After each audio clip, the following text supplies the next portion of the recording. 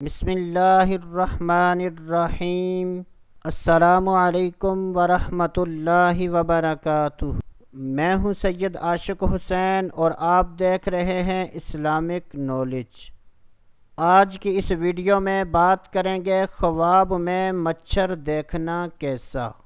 حضرت سیدنا ابن سیرین رحمۃ اللہ تعالی علیہ نے ارشاد فرمایا کہ اگر کوئی شخص خواب میں مچھر دیکھتا ہے تو یہ اس بات کی دلیل ہے کہ وہ شخص ذلیل و خوار ہوگا، اور اگر کوئی شخص خواب میں دیکھے کہ بہت سے مچھر اس کے جسم پر جمع ہو گئے ہیں اور اس کے جسم کو کاٹ رہے ہیں تو یہ اس بات کی دلیل ہے کہ اس شخص کو سخت نقصان پہنچے گا۔